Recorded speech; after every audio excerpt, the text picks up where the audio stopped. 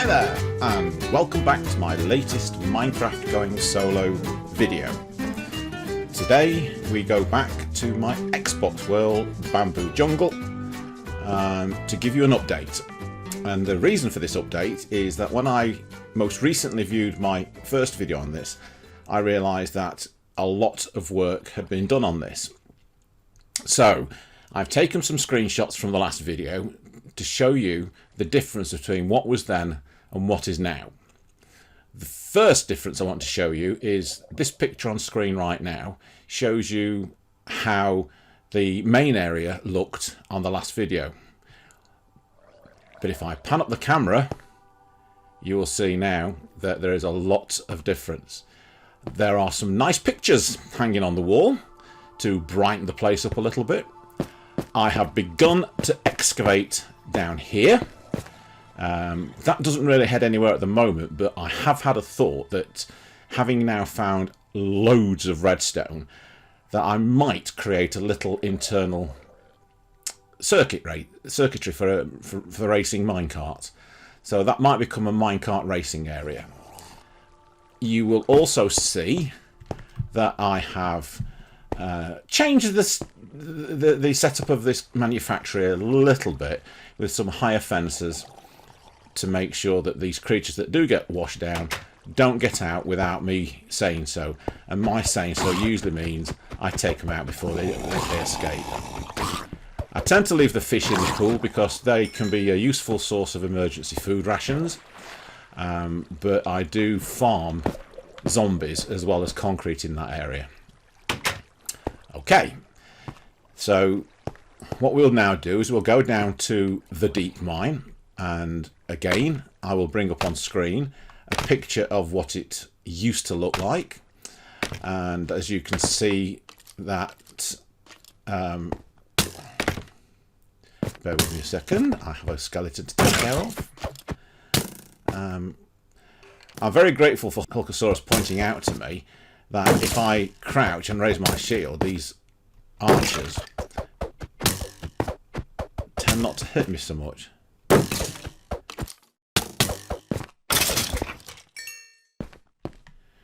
You will see from the picture on screen that the area to the right of the scaffolding is basically chest, furnace and crafting table blocked off. But if you now see what I've done, I've created a huge underground tunnel, and the signs here are telling me that there is a house to the right, but there's also a mountain retreat to the left. What I've actually created down here is in effect an underground tunnel network which will get me from A to B underground, usually free from impediment. So let's go down this newly created corridor, and what I will then do is turn right. Now bearing in mind in the last video none of this existed, and you refer to it as the sweet house, and you'll see why in a minute when I go up.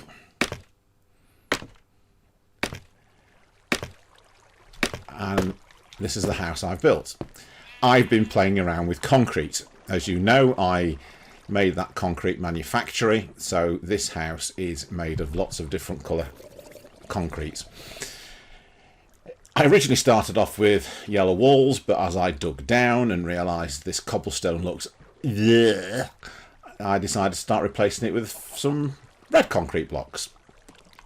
You can see it's dark outside through the windows, so I'm going to go upstairs to have a kip to get to daylight, and you'll see that the first floor we come to is a combination of magenta and blue, and yep, you can see there to Hulky's room. Hulky decided he'd like a room in his house and he wanted it to be red. That's what we've got. Red bed, red carpet, red walls for Hulky.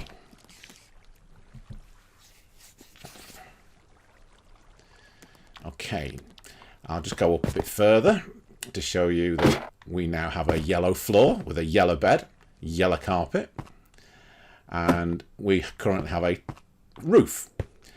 But this building is not going to stay at this height.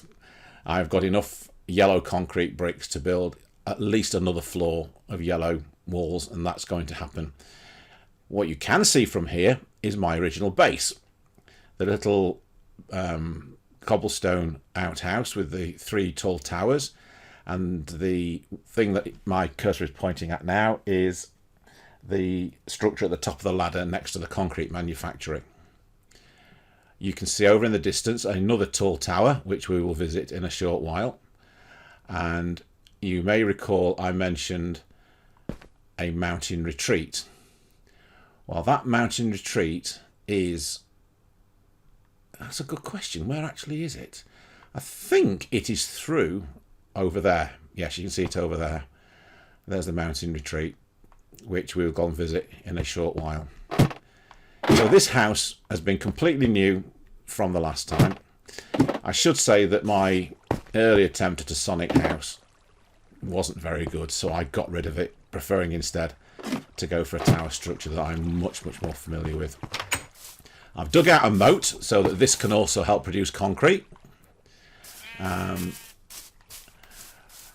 if we now head over towards the mountain retreat, there is an underground way of getting to this, which I will show you in a short while. Anywhere in this map that you see these scaffold structures, that is a shaft down to a lower level. And when I say a lower level, I mean lower levels. There's about 3 different levels of underground in this particular game now. So this is the mountain retreat, which was initially dug out as a refuge when I was doing some exploring and night time came. But as with all of these things, I kind of get a bit manic when it comes to digging stuff out.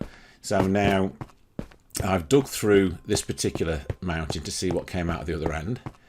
We got here and realised that we were quite a way up from another inland lake area being fed by water. But what I did, I put a couple of glass blocks in here so I can actually see what's down below, because occasionally we'll get some drowned zombies in there.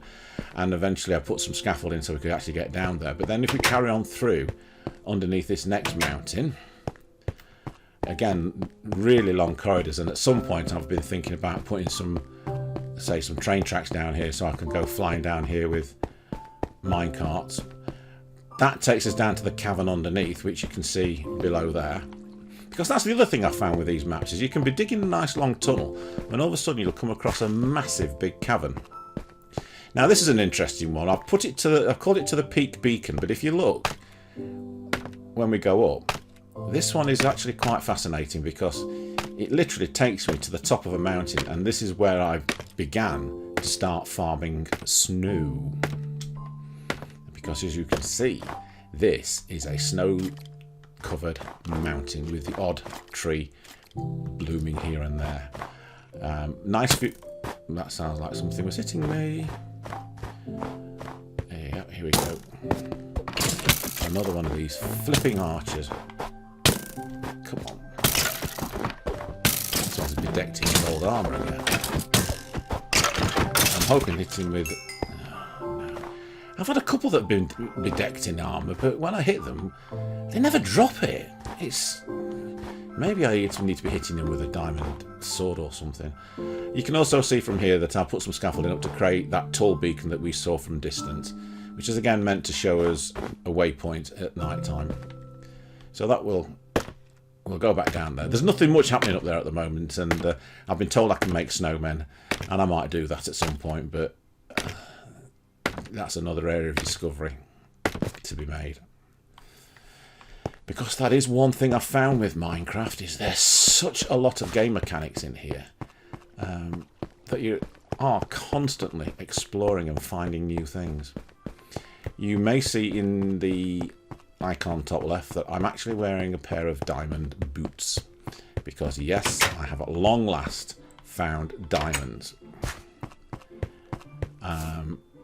I've also worked out how you make obsidian, but in this particular game so far, I've created a diamond pickaxe, but I've yet to create the obsidian factory. But that's going to come. Okay, so that's the mountain retreat. Let's close the door behind me. That bit of scaffolding up there, I'll take you up there and have a quick look. It was a naturally formed passageway through the top of the mountain which I thought I would exploit with that scaffolding. I did also find a sorcerer up here, which proved a bit challenging to start off with, but he went the way of all good enemies into supplying me with goodies. So you can see that we are still well short of that beacon we've just been at, which is over there in the distance. But and it gives you a good idea of how far that tunnel I've dug actually stretches for. But this one, as I say, it was a naturally occurring breach through, so I basically built up a little platform with a few iron bars to make sure I don't fall off the edge accidentally. Okay, so let's head over to this scaffolding here.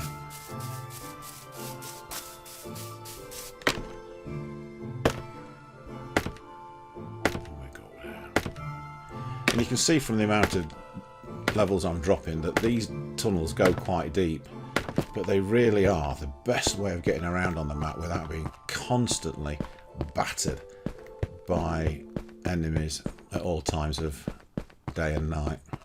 You might also recall in the last video I briefly showed you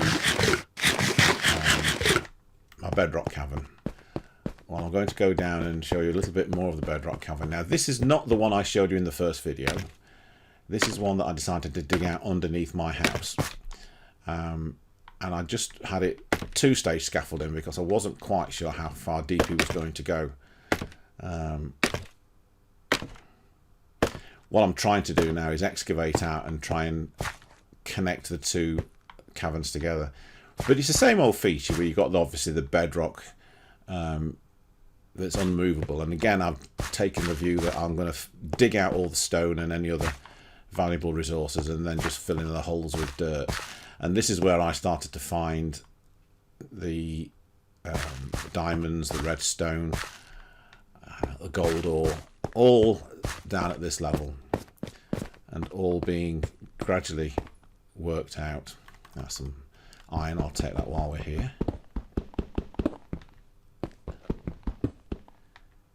Just pick up the iron ore, dig out the stone.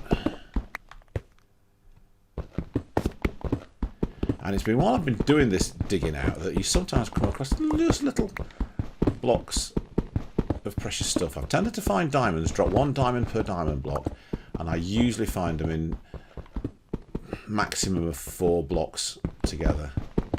Redstone, on the other hand, seems to be extremely generous. I do seem to get a lot of stones dropping from a single block of redstone ore, and I've now got 200-300 redstones in storage. But I'm going to do some research on what exactly I can do with redstone before I actually start using it.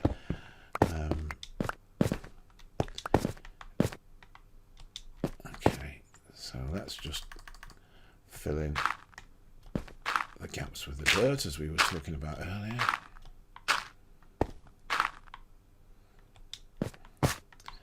Back off up here.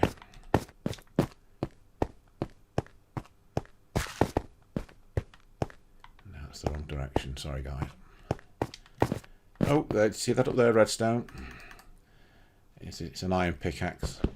Now if we just do a quick check, you'll see I've got nothing in my inventory, so we'll take out 1 chunk of redstone and see what we've got now. That's dropped 5 from that 1 block.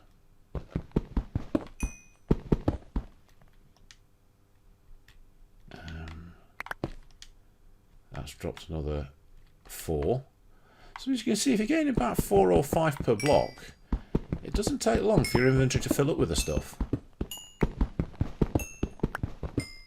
Of course, I found out to my cost that you have to have an iron pickaxe or a diamond pickaxe to actually get those redstones to drop. If I try hitting them with a stone axe, nothing. I have wasted a few redstone blocks as a result of that. I've also discovered that shovels are a lot quicker at getting gravel out than the pickaxes are. So if you come across gravel deposits like that, a shovel is definitely the right way forward. Okay, watch. 1 swipe, 1 swipe, 1 swipe. Just 1 hit with a shovel gets you the gravel. Right, okay. What I've also put down here, as you can see, is a chest where I can store all the stone that I'm digging up until I can decide what to do with it.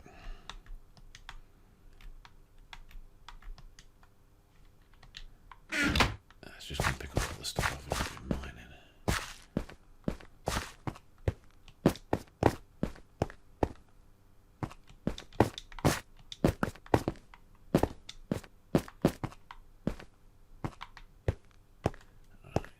Now, bearing in mind, this is the cavern, the bedrock cavern underneath what I call the sweet house. I call it a sweet house because it reminds me of the wrapping of quite a famous sweet brand in this country, which I'm not going to mention because they haven't paid for any advertising. So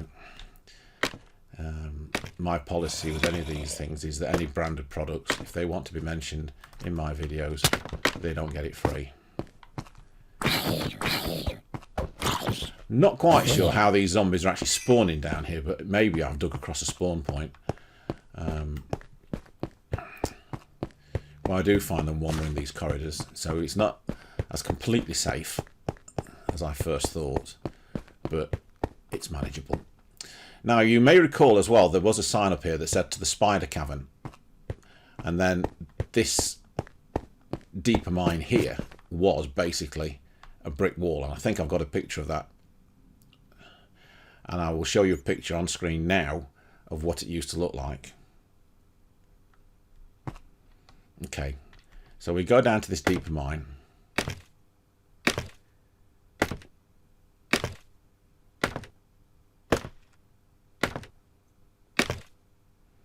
And this is the original cavern that I showed you.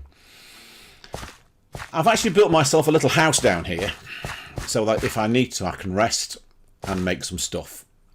I do need to put a chest in here, although where exactly I will put it I'm not entirely sure, because obviously the problem with building with bedrock is that you're quite restricted as to what you can do. But actually I've just had a thought. Let's go make a couple of chests if I can. I've got enough. Right, let's make 2 small chests. And it's probably a good idea if I put that chest... I don't want the bed there. I guess the best thing to do is to put one small one there, and perhaps another small one there, maybe for now, but we can see. Okay, let's go back up.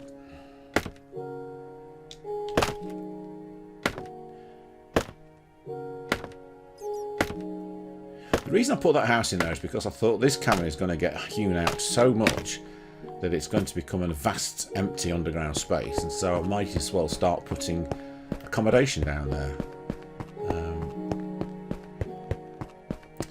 Now this is a new area. I showed you on screen the screenshot from the last video, and I started digging it out, and again you can see I've come across a pre-made cavern. There's a nice bit of iron deposit up there and a bit of coal there, and here up to the hill beacon. It's not the beacon on top of the mountain, but as you can imagine it's a beacon on top of a hill. And the reason I put these things up is primarily for overland navigation if I need it. And we can see it's night time. That's the other thing I find being underground all the time, is you don't actually always know when it's night time. Now, the view from here of the other parts of the map are obstructed by trees, and occasionally I've been knocking these trees down to open up a vista, but they're growing back. Now what you can see over to the left, look, is the multicoloured house. Looks quite good. All the torches inside are illuminating it. The entrance, the ladder above the concrete manufactory directly in front, and the main entrance to the underground establishment.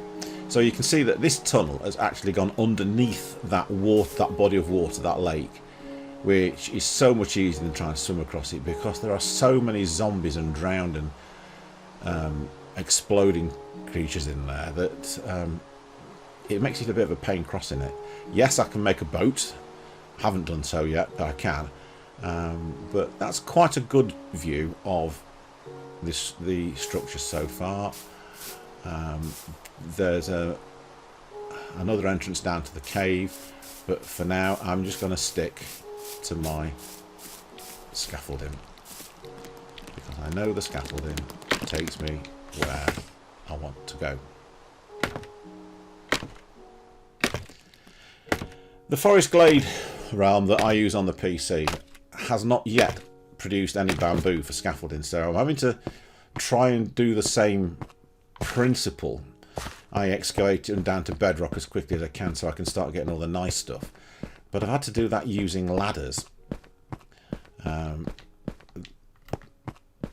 In that realm I have found lava pools which have enabled me to make some obsidian, but what I'm going to do with this is I'm going to create a lava pool, possibly on this floor, which I will supply using my bucket from the lava streams in this mine. Just using, see, there is the lava stream. Now, have I got my bucket on me?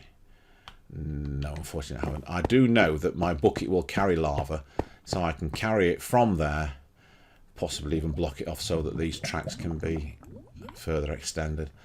But I'm going to carry it from there. I'm going to dig a 3x3 hole